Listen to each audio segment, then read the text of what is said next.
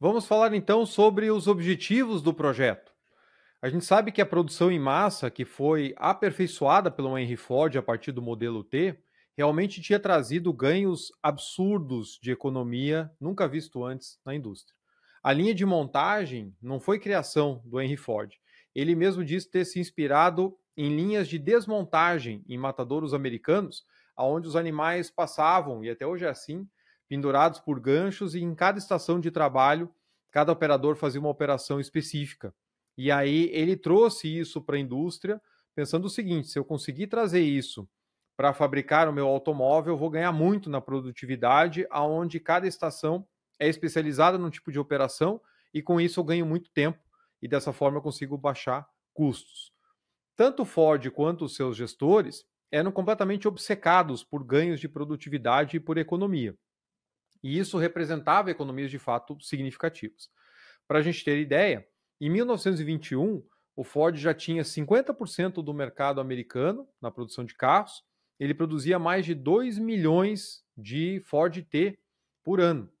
E esse custo, em 1921, o custo do carro, ele era 60% mais baixo do que ele era 10 anos antes. Então imagine que espetáculo para a sua indústria se você daqui a 10 anos estiver produzindo o mesmo produto a 60% menos custo, ou seja, 40% do custo inicial. Bom, custos mais baixos aumentavam a demanda, o carro ficava cada vez mais barato, e o Ford, em paralelo, ele tinha um princípio muito forte, que era pagar muito bem a sua mão de obra. Não apenas para que eles permanecessem no trabalho e assim não tivesse tanta rotatividade, mas para que os funcionários também tivessem uma vida digna e que eles pudessem ser consumidores dos próprios produtos que fabricavam. Então a ideia era que os trabalhadores da Ford pudessem ter dinheiro para comprar carros, e isso aumentava o mercado.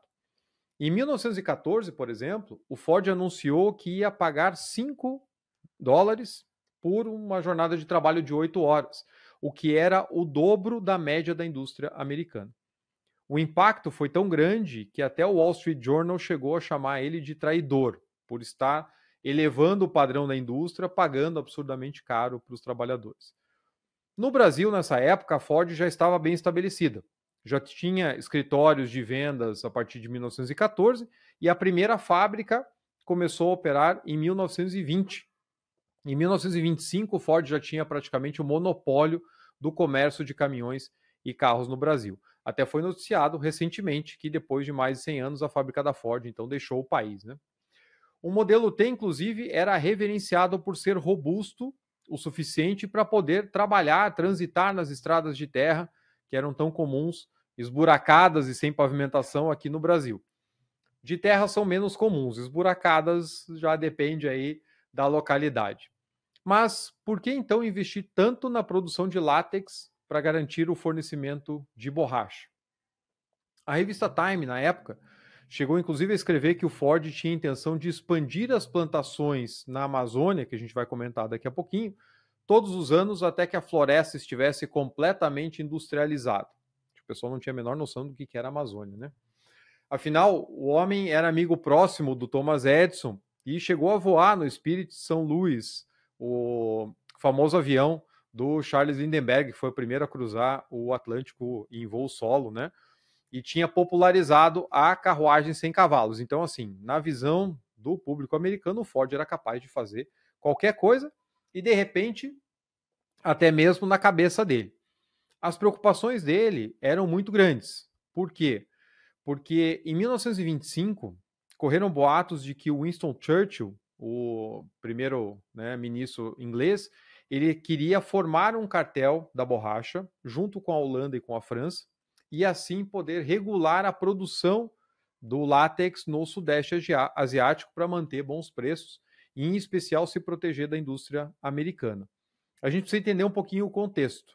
O mundo saiu da Primeira Guerra Mundial, e assim como aconteceu também na Segunda, Europa destruída, Estados Unidos com uma indústria crescendo rapidamente, porque forneceu não só por esforço de guerra, mas era a indústria que estava operando quando a guerra terminou, e isso tudo trazia de maneira estratégica muitos olhares para os Estados Unidos.